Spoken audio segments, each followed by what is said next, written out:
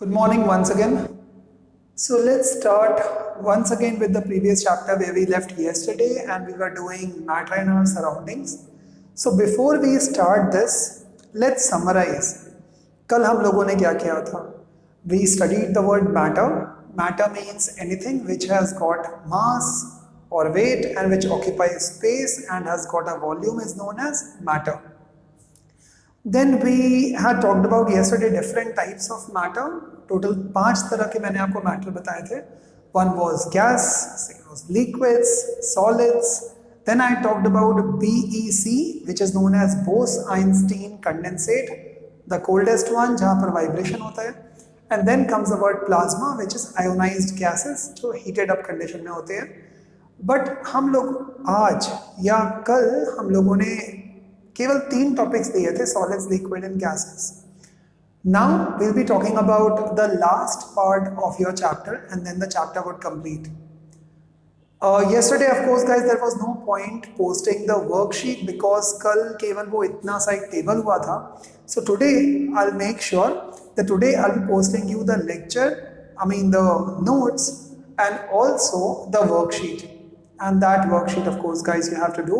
So now without wasting time, let's start with matter in our surroundings. So let's talk about the first term first. Attraction of particles. याद है कल मैंने आपको बताया था intermolecular forces, उसी को ही हम लोग बोल रहे हैं. मैटर के अंदर जो पार्टिकल्स होते हैं, नाउ सॉलिड्स के अंदर ये फोर्सेस वेरी स्ट्रॉन्ग होंगी क्योंकि पार्टिकल्स बिल्कुल आजू बाजू होते हैं. लिक्विड्स के अंदर यही पार्टिकल थोड़ा सा दूर दूर होंगे, बट गैसेस में ये पार्टिकल्स काफ़ी दूर होते हैं. तो इसका मतलब attraction of particles will be maximum in solids, it will B minimum in gases. It's so simple sir, इसमें बताने वाली क्या बात है. आगे देखते हैं. Movement of particles, this is a very very important phenomena. दुनिया में जितने भी मैटर होता है, जितने भी तरह के मैटर होते हैं, हर एक के पार्टिकल्स मूव करते हैं. ओके, नाउ ये पार्टिकल्स मूव करते हैं लेकिन सर हमें तो नहीं दिखते. सॉलिड्स के अंदर तो मूव ही नहीं कर पा रहे हैं. सॉलिड्स के अंदर ऑफ कोर्स उनको मूव करने में बहुत दिक्कत होती है बिकॉज इंटरमॉलिक्यूलर फोर्सेस और the attraction of particles is so high that सब पार्टिकल्स बिल्कुल आजू बाजू बगल बगल बगल में रहते हैं तो मूव ही नहीं कर पाते उतना. But gases can freely move. Now Brown, as in the Robert Brown was the scientist who gave this new word known as Brownian motion. Brownian motion. Now what was this term Brownian motion? Now brown ने जब एक microscope के अंदर colloidal particles देखे या colloids solutions देखे. अब आप बोलोगे कोलॉइड क्या होता है? कोलॉइड भी एक तरह के सॉल्यूशन होते हैं. से फॉर एग्जांपल मिल्क या फिर फॉग. फॉग कौन सा वाला? वो फुसफुस वाला फॉग नहीं. फॉग एज एन जब सुबह सुबह के टाइम पर, अर्ली मॉर्निंग के टाइम पर चारों तरफ में वो जो वाइट से कलर का मिस्ट या फॉग आ जाता है, वो वाला फॉग. तो जब भी कभी आप इसके अंदर आप माइक्रोस्कोप में देखोगे, सो ये जो कोलॉइड होते हैं, कोलॉइड या कोलॉइडल सॉल्यूशंस होते हैं, इन सॉल्यूशंस के अंदर जो पार्टिकल्स हैं वो रैंडम जिग-जैग मोशन में ऐसे चल रहे होंगे.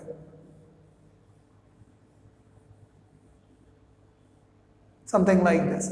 और ये रुकते ही नहीं है, ये कभी भी नहीं रुकेंगे, life long. So this kind of motion was discovered by Brown and was named as Brownian motion. So what is Brownian motion? The particles of the matter in a colloidal solution will always keep on moving in a zigzag fashion. And this zigzag fashion, which will never ever end, will be known as Brownian motion. पर ध्यान रखना ये केवल colloids के अंदर होता है या कोलॉइड्स के अंदर होता है, ये नॉर्मल मैटर के अंदर नहीं होता. Okay, now comes the movement of particles. तो जैसे मैंने आपको बताया मैटर के अंदर पार्टिकल्स मूव करते रहेंगे. सॉलिड्स में सबसे कम, लिक्विड्स में कंपैरेटिवली ज़्यादा बिकॉज स्पेस होता है मूव करने के लिए, और गैसेस के अंदर हाईएस्ट. नाउ काइनेटिक एनर्जी ना होता क्या है? जैसे मैंने कल आपको बताया था, 2 तरह की एनर्जी होती है. One is known as potential energy and another is known as kinetic energy. Potential energy तब होगी जब आप किसी भी चीज़ को ऊपर लेके आओगे. से फॉर एग्जांपल ये मार्कर है, यदि मैंने इस मार्कर को यहाँ पर रख दिया, I kept the marker over here and then I have brought this marker from over here to over here, तो कौन सी एनर्जी इंक्रीज हो जाएगी? Potential energy. क्यों? Because height is changing. On the other hand, if यदि मैंने इसको जोर से किसी को फेंक करके मारा तो ये जब मूव कर रहा होगा then it is known as kinetic energy. तो जब कोई चीज मूव कर रही होती है तो उसमें काइनेटिक एनर्जी होती है, और जब कोई चीज रुकी हुई होती है या हाइट पर होती है तो उसमें पोटेंशियल एनर्जी होती है। नाउ यहाँ मैंने काइनेटिक एनर्जी क्यों लिखा हुआ है? बिकॉज पार्टिकल्स क्या कर रहे हैं? मूव कर रहे हैं, तो उनमें कौन सी एनर्जी होगी? Kinetic energy. ना होगा क्या? जैसे मैंने कल आपको बताया था, जब उस रूम के अंदर स्टूडेंट्स बैठे हुए थे जहां पर मैंने टेम्परेचर इंक्रीज कर दिया था, इमेजिन करो 45 डिग्रीज पे क्या होगा। सब बोलेंगे सर आप प्लीज, सर प्लीज चुप रहो, हम जा रहे हैं क्लास से। बट अरे मैं तो अच्छा ही पढ़ा रहा हूँ। सर आप अच्छा पढ़ाओ या बुरा पढ़ाओ, सर टेम्परेचर देखें, it's around 45 degree Celsius. Sir गर्मी में पूरा नहा रहे हैं, सर पूरे स्वेट आ रहा है, पसीना आ रहा है, सर बिल्कुल सर वॉमिटिंग फीलिंग लग रही है, हम भाग रहे हैं। Why is that happening? That is happening because the temperature has increased, you know. Either किसी ने intentionally किया है या किसी ने without intention किया है, but जैसे जैसे टेम्परेचर बढ़ेगा पार्टिकल्स मूव करना चालू कर देंगे, बिकॉज उनमें क्या हो जाता है? पोटेंशियल एनर्जी या हीट एनर्जी उनको मिलना चालू हो जाती है। जब हीट एनर्जी उनको मिलेगी तो वो पार्टिकल्स को और ज़्यादा वाइब्रेट करना चालू कर देंगे, and that's the reason why they will start moving like this. Correct? So इसका मतलब हो गया, जब भी कभी आप किसी भी मैटर को आपने यदि हीट एनर्जी दिया तो उसके पार्टिकल ज़्यादा मूव करेंगे या कम? ज़्यादा। तो उनकी काइनेटिक एनर्जी ज़्यादा हो जाएगी कि कम? ज़्यादा। That's so simple. Correct? Okay. Now so movement of particles will always increase, and now you can also understand why we do not normally transport the gas in large containers in the form of gas itself. आप बोलोगे but sir अभी तो कल आपने बताया था कि LPG का मतलब होता है लिक्विफाइड पेट्रोलियम गैस, तो सर वो तो गैस ही हुआ ना। बट किस फॉर्म में ट्रांसपोर्ट करते हो? लिक्विड के फॉर्म में। क्यों? बिकॉज लिक्विड के अंदर स्पेसेस कम होते हैं। जब स्पेस कम होगा और मान लो वो कंटेनर किसी बहुत धूप वाली जगह में से जा रहा है जहाँ पे बहुत एम्पल अमाउंट ऑफ सनलाइट है, what do you think is going to happen? It's a very simple case. जब हीट उस पर पड़ेगी तो जो कंटेनर है वो क्या होगा? गर्म हो जाएगा। जब कंटेनर गर्म हो जाएगा तो जो पार्टिकल्स हैं गैस के वो और जोर से वाइब्रेट करना चालू कर देंगे। इसका मतलब है क्या हो जाएगा? गैस का प्रेशर बढ़ जाएगा। जब गैस का प्रेशर बढ़ जाएगा तो गैस कंटेनर एक्सप्लोड भी हो सकता है। And that is the reason why, for the safety purposes, gas is always pressurized and compressed to what? Liquid. Okay. So liquid के अंदर स्पेस कम होता है तो उतने जोर से मूव नहीं करते हैं। That's the reason why blast होने के चांसेस कम होते हैं। That does not mean chances नहीं होंगे। इसीलिए याद करो, मैंने कल आपको बताया भी था that you are never ever supposed to burn even an empty deodorant container in the fire. आप उसे मत डालना, बिकॉज एक्सप्लोजन हो जाएगा तो चोट भी लग सकते हैं। Now so let's move on to the word, from movement to the word density. Sir आपने ये बोर्ड पर आज ऐसे क्यों लिखा हुआ है? This is just to ensure that कोई भी टर्म मिस ना हो जाए, और इन सिंपल वर्ड्स आपको कोई बहाना ना मिल पाए आज की वर्कशीट ना करने के लिए। So everything is covered in these 2 lectures, and आप दुनिया का वर्स्ट से वर्स्ट क्वेश्चन लेकर के आ जाना, आज के लेक्चर में वो टॉपिक कंप्लीट होगा ही होगा। ओके। नाउ एंड ध्यान रखना बाय द वे, जब भी कभी हर संडे को जो टेस्ट होते हैं तो उसमें हमारे यहाँ पर the passing percentage is 90। Okay. So what do you mean by passing percentage is 90? यदि आपके 90% मार्क्स नहीं आते हैं तो टेस्ट रीटेस्ट होता है एग्जैक्टली द नेक्स्ट डे, और वो चलता रहता है जब तक कि 90% नहीं आते हैं। आई नो थोड़ा सा लेवल कम है, बढ़ाना चाहिए, बट अब क्या करें। तो खैर, नाउ जब धीरे धीरे आप लोग और ज़्यादा लेक्चर्स देखना चालू करोगे और ज़्यादा मार्क्स आना चालू होंगे, then the percentage will increase from 90 to 95, then 95 to 97, then 97 to 99। जब तक आप लोग टॉप नहीं आते हो तब तक ये चलता रहेगा torture. Anyway, let's talk about the word density. So what do you mean by the word density? So density can be defined as the ratio of mass per unit volume. Mass per unit volume. बस sir what do you mean by the word mass?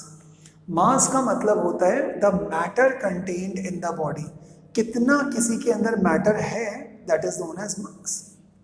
And what is the unit of mass? It is kg.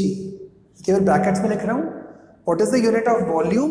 It can be metre cube, centimetre cube, liters, anything at all.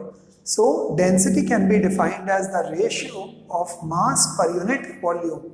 Mass की unit is kg and per meter cube. So what is the unit of density? Density की unit हो जाती है kg per meter cube. Very important question. Define the word density and also write its unit. Density can be defined as the ratio of mass per unit volume and the unit is kg per meter cube. So simple. Next पर आते हैं. अब आते हैं the word sir आपने लेकिन density लिखा क्यों है? लेट्स इमेजिन करो कि मेरे पास में 3 स्टूडेंट्स हैं क्लास 9th के. ओके, 3 स्टूडेंट्स हैं A, B and C. A जो बच्चा है उसने डस्टर पकड़ा हुआ है अपने हाथ में. प्लास्टिक का डस्टर है, नीचे एक फोम लगा हुआ है and so on and so fourth. Second student ने जो कि बी स्टूडेंट है उसने भी सेम ऐसे ही एक और डस्टर पकड़ा हुआ है. ऑलमोस्ट दिखने में कलर भी सेम है, साइज भी सेम है, लेकिन वो डस्टर स्पॉन्ज का बना हुआ है. स्पंज, ओके, जिसे आप कंप्रेस कर सकते हो. थर्ड जो सी लड़का है उसके पास में जो डस्टर है वो प्योर आयरन का बना हुआ है. सेम. क्या लगता है किसको ज्यादा इश्यू होगा या किसको ज्यादा लेबर या मेहनत या एनर्जी लगेगी, ए को, बी को या सी को इस डस्टर को यहां से उठा करके वहां पर लेके जाके रखने में? What do you think should be the answer? Now let's talk about one by one. A plastic का है तो ऑफ कोर्स बहुत इजीली इसको ऐसे उठाएगा, छोटा बच्चा भी होगा, and then he is going to drop it right over here, no problem. बी स्पॉन्ज है, फूक मारेगा वो अपने आप ही उड़ जाएगा. If he is going to blow the air it's still going to move. क्या लगता है सी के पास में जो प्योर आयरन का है,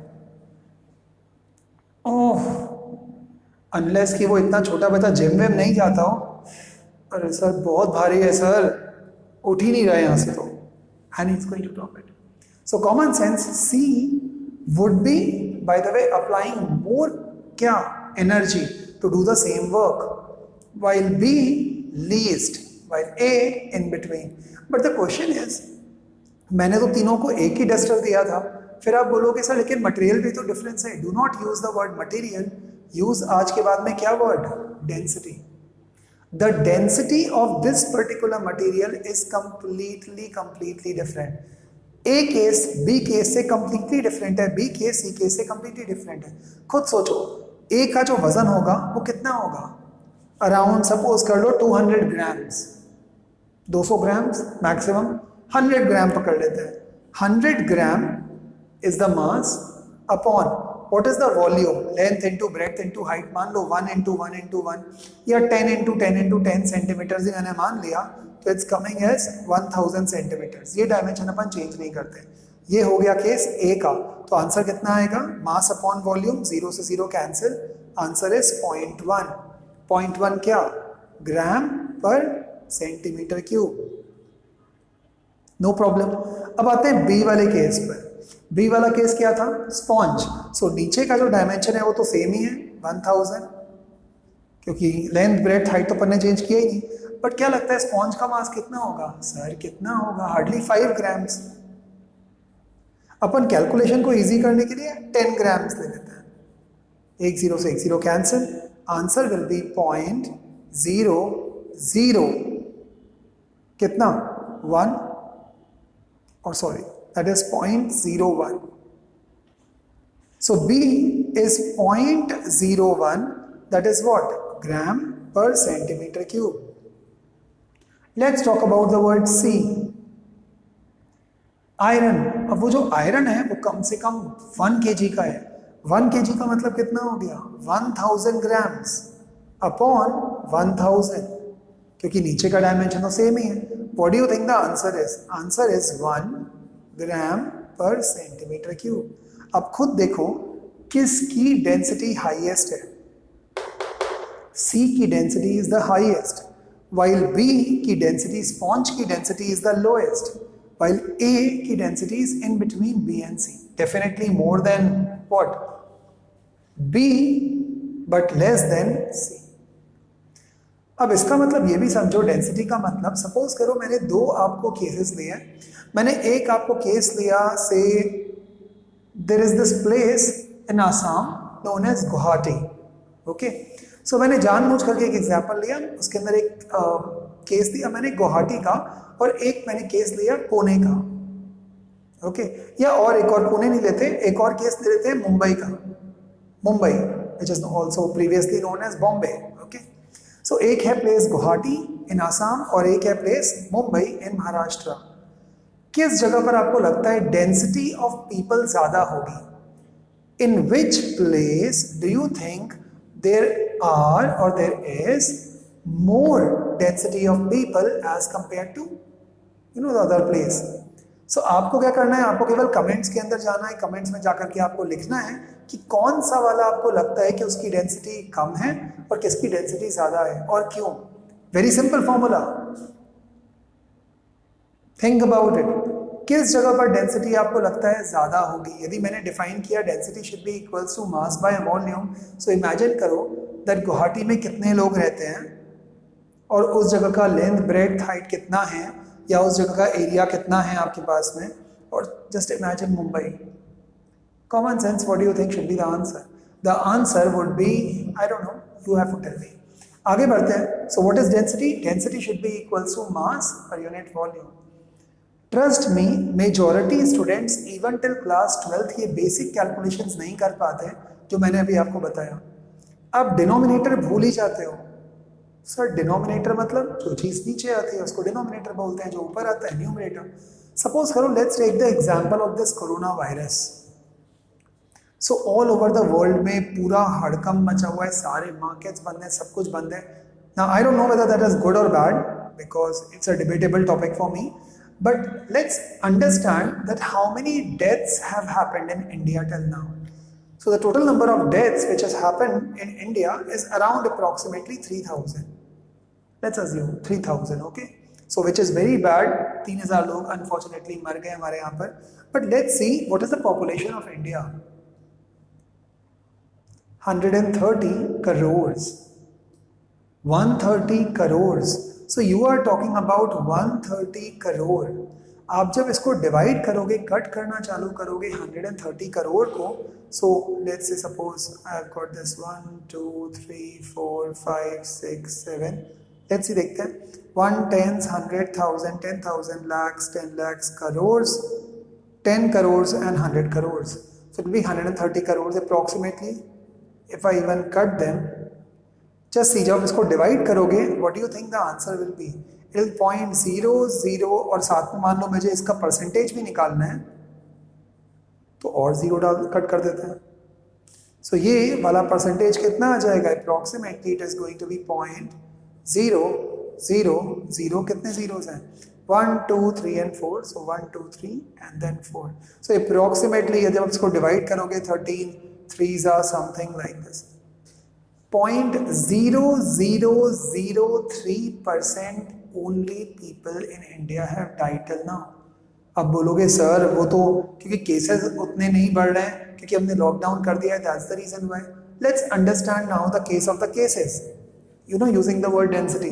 late us say suppose I have got around 1 lakh cases. आज की डेट में around 1 lakh cases have been infected. So 100,000 10,000 lakh 1 10 100,000 10,000 lakh. How many people are over there right now? 130 crores. So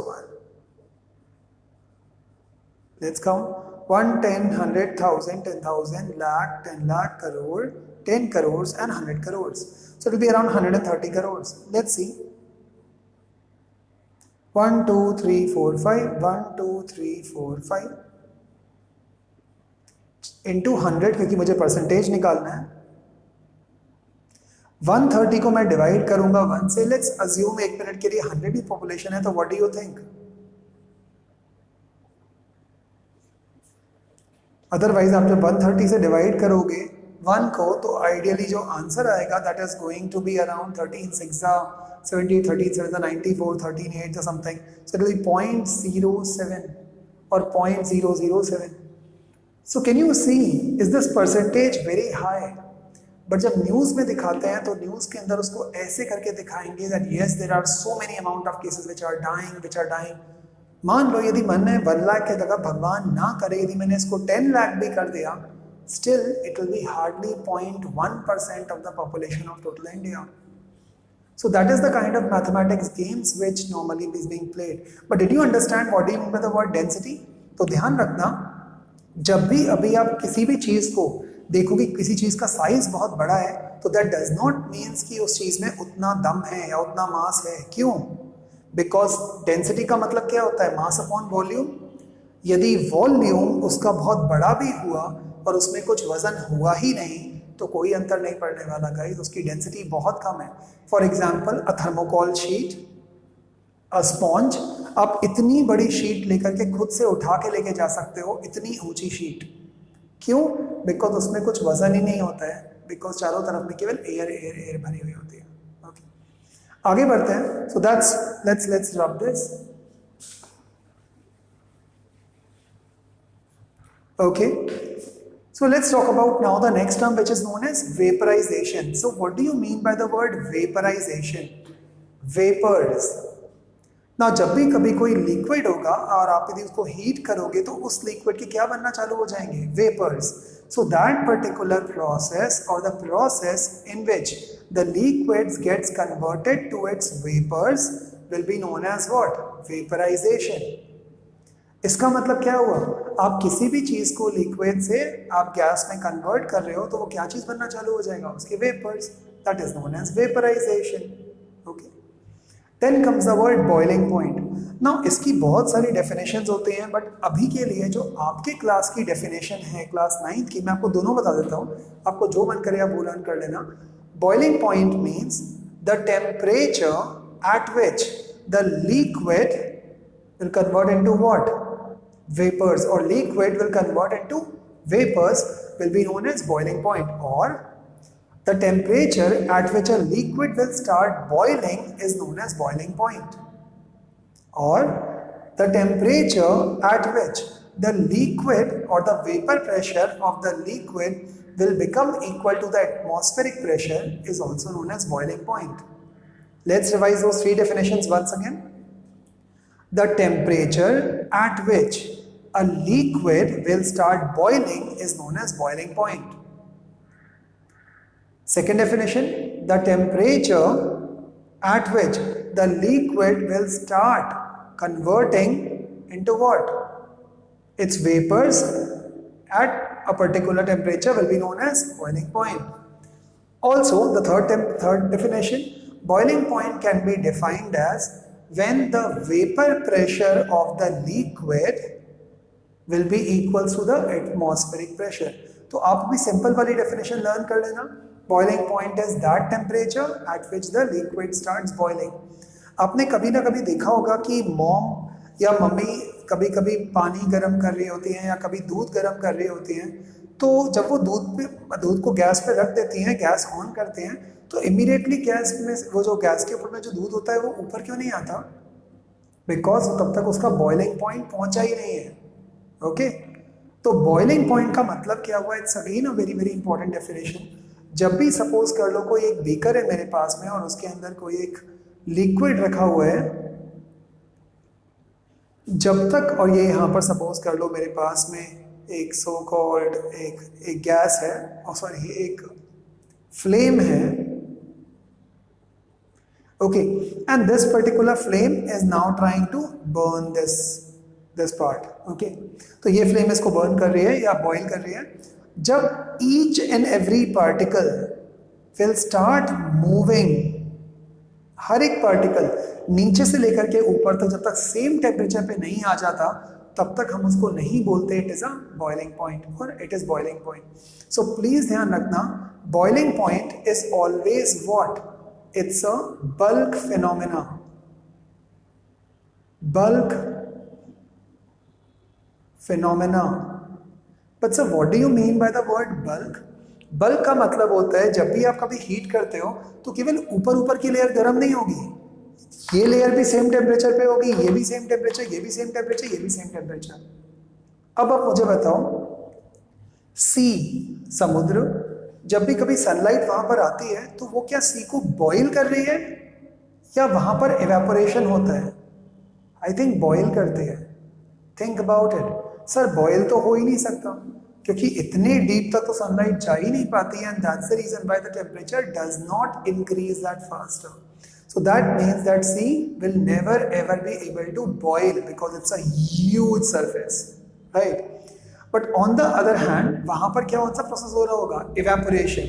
केवल surface का जो पानी है वो hot wind अपने साथ में लेकर के जाते हैं. बट जब भी आप बॉइलिंग की बात कर रहे हो तो यहाँ पर हर पार्टिकल अंदर सेम टेम्परेचर पे होगा. That is known as boiling point. Next पर आता है condensation. So what do you think happens in condensation? अभी आपने जो वेपर्स बनाए, सो आपने एक बॉटल लिया और मान लो आपने इसको गर्म किया और ऊपर आपने एक प्लेट रख दिया, तो क्या होगा? थोड़ी देर के बाद में वहाँ पर उसके वेपर्स बनना चालू हो जाएंगे या ड्रॉप्स बनना चालू हो जाएंगे.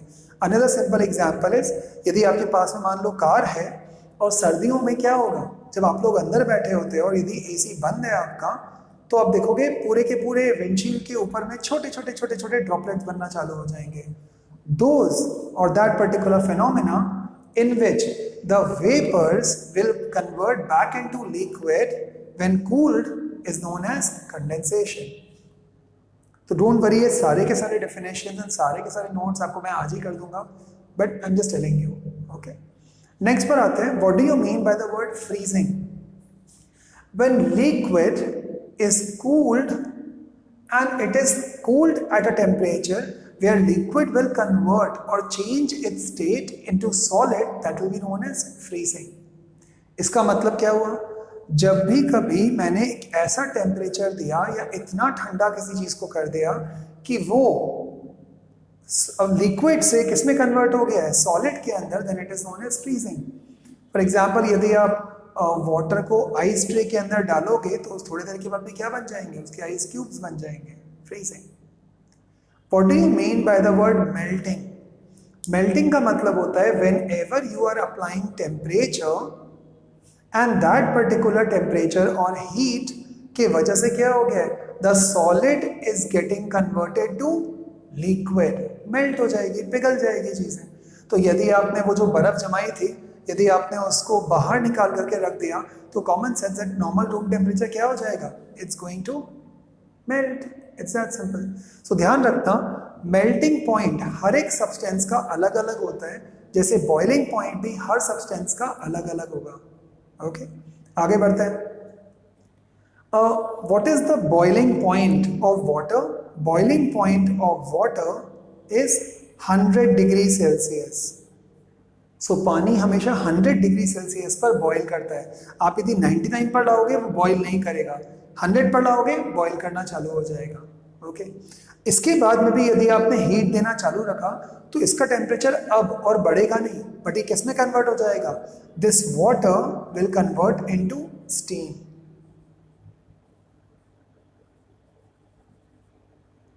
प्लीज रिमेंबर, आपने जब इसको एनर्जी दिया तो ये 100 से 102 या 103 नहीं होने वाला, ये 100 पे ही रहेगा. But the energy will be transferred to convert liquid to gas. अब कॉमन सेंस सोचो, कभी किसी ने बोला which is more dangerous, boiling water at 100 degree Celsius और steam at 100 degree Celsius? Common sense, it will be steam at 100 degree Celsius. क्यों? Because steam will be having huge energy as compare to water. Water तो केवल 100 तक पहुंचा और अब maintain कर रहे हैं, बट स्टीम के अंदर एनर्जी, क्योंकि आपने वो जो एनर्जी दी हुई है वो कन्वर्ट हो चुकी है लिक्विड से किसमें? गैसेस में. इसलिए तो मेल्टिंग भी हो गया. अब बात करते हैं लेटेंट हीट. इसकी डेफिनेशन ध्यान रखना, जो नोट्स में दिया हुआ है आप वो भी लर्न कर सकते हो, और else what I am telling you आप वो भी कर सकते हो, या जो आपके टीचर्स ने लिखवाई आप वो भी कर सकते हो, बट ये वर्ड याद से यूज कर लेना. What do you mean by latent heat? जैसे मैंने आपको अभी बताया, when you are going to boil water at 100 degree Celsius वो बॉयल हो जाएगा, बट यदि आपने हीट उसके बाद में भी देते रहे तो क्या होगा, that particular liquid is going to convert into what, gas, and that gas will be more carrying more energy. इसका मतलब क्या हुआ, लेटेंट हीट का मतलब हो जाता है when you are going to give heat but it is not going to change the temperature. Steam का टेम्परेचर चेंज नहीं होता है. सो इसीलिए मैंने लिखा है वहां पर without rising temperature. So what do you mean by latent heat? Latent heat का मतलब हो गया whenever you are heating any substance to convert it into some other phase or some other form without rise in temperature, then it is known as latent heat. आप उसका face change कर रहे हो. Face का मतलब face नहीं, phase का मतलब solid to liquid, liquid to gas, like this. तो if you are by the way heating a substance, आपने एनर्जी दिया से सॉलिड को लिक्विड में कन्वर्ट करने के लिए, बट वो सॉलिड भी उसी टेम्परेचर पे है और लिक्विड भी उसी टेम्परेचर पे है, then it is known as latent heat. Correct. So remember the word without rise in temperature. So जब भी कभी आप लेटेंट हीट बोलोगे वहां पर टेम्परेचर राइज नहीं होगा, केवल फेस चेंज हो जाएगा from solid to liquid, liquid to gas. Latent heat is, a word which has come from Latin. Latin is a language which means latere. And latere means hidden. So जब ये by the way scientist ने इसको देखा था तो उन्होंने देखा कि हम इतनी हीट इसको दिए जा रहे हैं, ये 100 पे ही आके क्यों रुक गया, 100 के आगे क्यों नहीं जा पा रहा. And the reason is only one, what, hidden. So latent means hidden. Now latent heat दो तरह के होते हैं. क्यों सर, सॉलिड को भी तो आप लिक्विड में कन्वर्ट कर सकते हो. तो if solid is being converted to to liquid, then it is known as what, latent heat of fusion. So very very important part, fusion का मतलब हो जाएगा when 1 kg of solid is heated continuously to convert it into liquid, then such kind, and that too क्या, without rise in temperature, then it will be known as latent heat of fusion. The energy required to convert liquid into its vapors or in gas without rise in temperature is known as latent heat of vaporization. फिर से repeat कर रहा हूं, the energy required to convert 1 kg of solid into liquid is known as latent heat of fusion, but it should be done without rise in temperature.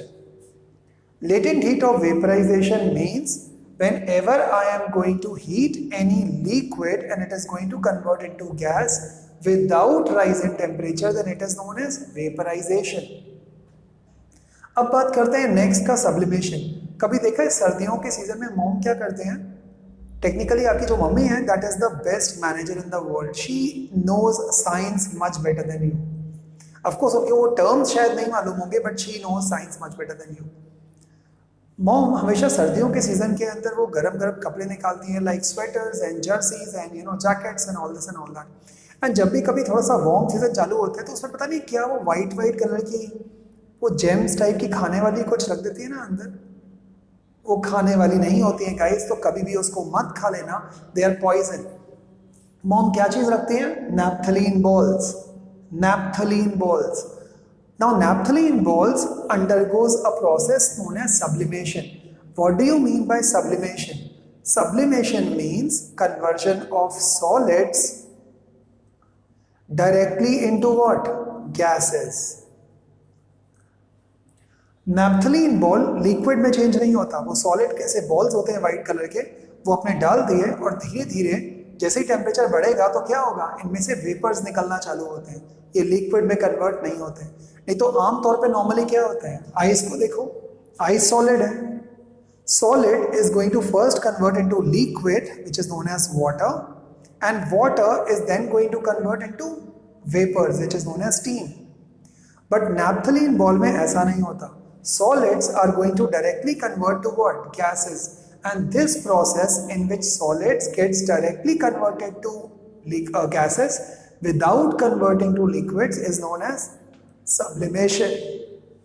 Sublimation के और भी example होते हैं. कभी ये जब माता के दिन आते हैं, गणपति बप्पा की आरती होती है, तो कभी देखा है आरती करते हैं? सर तो आरती करते हैं तो क्या? आरती करने में आप वो जो आरती की जो थाली होती है उसमें आप कभी कभी एक सब्सटेंस लेते हो जिसमें आग लग जाती है, आग लगाते हो, that is known as camphor, कपूर. इसको हिंदी में कपूर बोलते हैं, वाइट से कलर का होता है. Camphor. Camphor also does what? Sublimes. Camphor को यदि आपने बर्न किया तो डायरेक्टली सॉलिड टू किस में कन्वर्ट हो जाएगा? गैसेस के अंदर. देखा है, लिक्विड होता ही नहीं है. That is known as sublimation.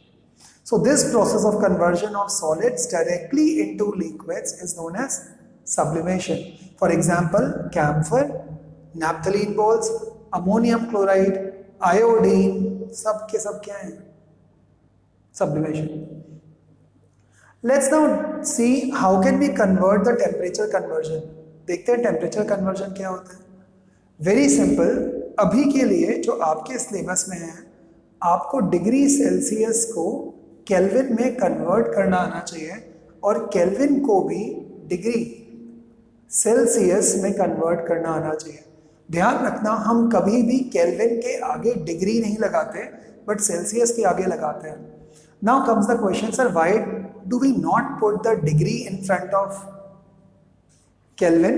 Because Kelvin is the absolute degree और it is the absolute unit of measurement. इससे छोटी यूनिट हो नहीं सकती है, इसी से ही स्केल्स चालू होते हैं. तो इसीलिए केल्विन के आगे कभी भी हम डिग्री का सिंबल नहीं लगाते, भाई सेल्सियस के आगे लगाते हैं. Now how will you convert?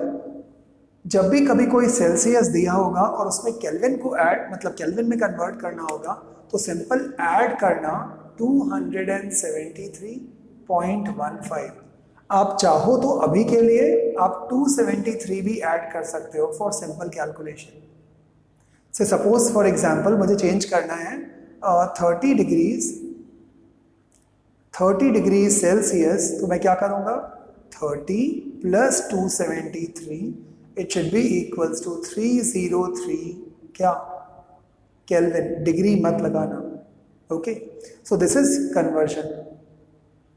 Kelvin को सेल्सियस में कन्वर्ट करना होगा तो क्या करूंगा? -273, इसमें प्लस इसमें माइनस. अब सपोज कर लो जैसे मैंने अभी आपको बताया वाटर का बॉइलिंग पॉइंट कितना है? 100 डिग्री सेल्सियस. तो 100 डिग्री सेल्सियस को यदि मैंने केल्विन में चेंज किया तो what do you think? The answer is going to be 373 kelvin. कैसे आया? प्लस 273 ऐड कर दो और डेसिमल में भी चाहिए, टीचर ने बोला है तो 0.15 भी डाल देना, तो answer will be 373.15. It's simple. अब बढ़ जाते हैं आगे. सो ये तो हो गया सेल्सियस एंड केल्विन का. इसके अलावा भी और भी दो स्केल्स होती हैं which is known as Fahrenheit scale, जो आपके थर्मोमीटर पे होती है, डिग्री F करके होता है. And there is one more scale which is known as Reaumur scale, but we will not talk about that because आपके सिलेबस में नहीं है. Now let's talk about the word evaporation. जैसे मैंने अभी आपको बताया, while boiling is a bulk phenomena because हर पार्टिकल अंदर से गर्म हो रहा होता है. But evaporation is what? Is only a surface phenomena. केवल सरफेस ठंडा हो रहा होता है, नीचे की चीजें एज इट इज रहती हैं. सो इवेपोरेशन केवल ऊपर ऊपर से होता है बट बॉइलिंग पूरा अंदर से भी होगा. सो किसमें ज़्यादा टाइम लगेगा? कॉमन सेंस, बॉइलिंग में बहुत टाइम लगेगा, पहले इवेपोरेशन के अंदर कंपैरेटिवली काफ़ी क्या कम टाइम लगता है. तो इसका मतलब है जब भी आपने वाटर साइकिल पढ़ा होगा क्लास 8 के अंदर यदि होगा तो वाटर साइकिल में क्या होता है? The water gets evaporated. कभी सुना है वहां पर ऐसे लिखा है वाटर गेट्स बॉइल्ड? नहीं, water gets evaporated due to the sunlight. केवल ऊपर ऊपर का पानी इवेपोरेट हो जाएगा. एंड जब वो इवेपोरेट हो गया है मतलब वो वेपर बन गया है. इवेपोरेट, ये देखो वेपर. ओके, जब वो वेपर बन गया है तो वो क्या होगा? Hot vapours will always rise up. Hot vapours हमेशा ऊपर जाएंगे. सो जब हॉट वेपर्स ऊपर जाएंगे तो क्या हो जाएगा? धीरे धीरे वो क्लाउड्स बनना चालू हो जाता है, फिर वो कूल्ड होना चालू हो जाते हैं, ठंडा होना चालू हो जाएगा. And then there is going to be condensation. And वही कंडेंसेशन वाटर के फॉर्म में गिरता है which is known as rain. evaporation. Okay. Now very simple step is, ध्यान रखना, जब भी कभी दुनिया में कहीं पर भी इवेपोरेशन होगा वो जगह क्या हो जाएगी, ठंडी पड़ जाएगी, एब्सोल्युटली कोल्ड, ठंडा हो जाता है. फॉर एग्जाम्पल आपकी जो स्किन है, स्किन को ही हम लोग बोलते हैं डर्म, DERM, डर्म. याद है डर्मीकूल? ना आपको समझ में आ गया होगा why it is known as Dermicool, because derm means skin. Okay, so derm के ऊपर में जब आप कभी भाग रहे होते हो या गर्मी में आप जब बाहर जाते हो तो क्या लगता है, क्या होता है? कॉमन सेंस, आपकी स्किन के ऊपर में बहुत सारा पसीना आ जाता है. जब ये पसीना आ जाता है तो पसीना क्यों आ रहा होता है? Think about it. What it is trying to do, आपकी बॉडी इवेपोरेट कर रही है. जब वो लिक्विड बाहर आता है तो वहां से जो भी गर्म हवा होगी वो इस पानी के कांटेक्ट में आएगी, लीविंग योर स्किन कोल्ड.